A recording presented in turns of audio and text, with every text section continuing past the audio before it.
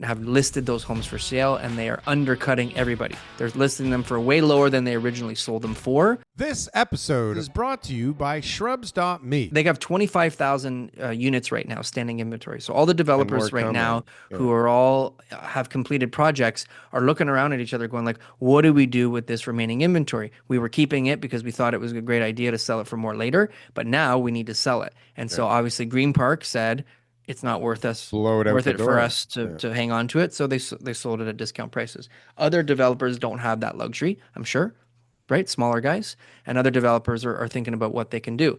But what they don't want to do is affect sales. What I'm seeing is I'm seeing a lot of developers now listing low rise, freehold, detached homes in these great neighborhoods that they just built that everyone overpaid $2.5 million for, and all these kind of like obscure parts of the GTA, but there's quite a few of them.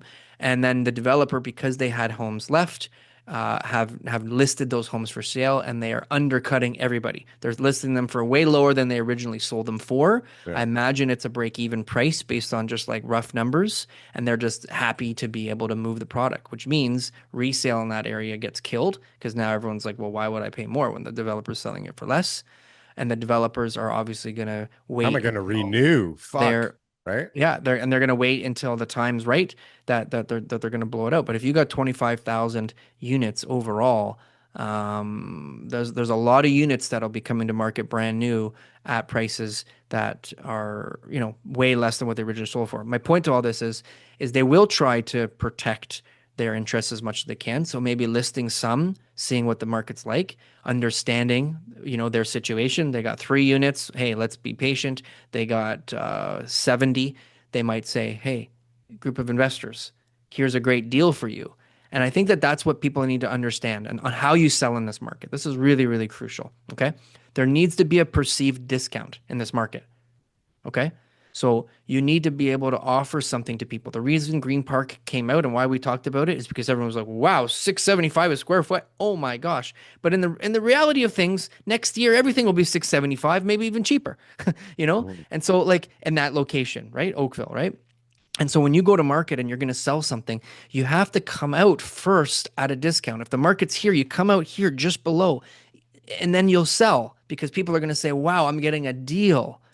What will happen is between now and closing, you're going to find out that you actually sold it at the right price, and 3 months later, it's actually going to be selling for cheaper.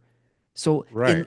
but when But you it, try to sell at the right price, everyone goes, "Yeah, that's fair. That makes sense. It's worth $1 million. That's what everyone right now is willing to pay." right. But it takes you 2 months to sell it, and by that time, it's too late. So you got to Sellers don't, perceived discount. That's how you price homes right I now. That's how get you it. get them sold. But sellers don't derive their price from the market. Tomorrow's market. They derive No, it from yesterday's. no market. They derive it from an Excel spreadsheet. Okay. This is what we need to fucking get on this house. That's the sale price. Okay. And they'll find evidence somewhere that makes it make sense to them. And it's like, what process will we have to go through to figure out the truth?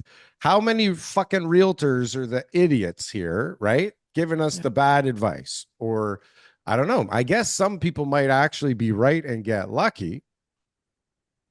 No? Like, have you ever Like a you said seller. it, yeah, you said before that we did it at their price and they were right, like the old guy lying in bed in the Yep. hospital.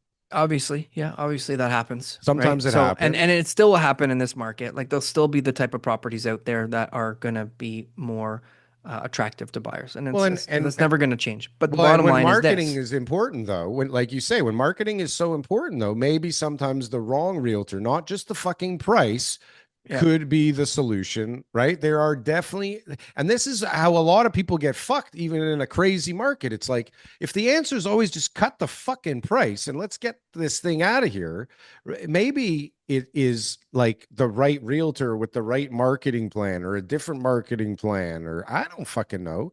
But also like it's Can't just be all price.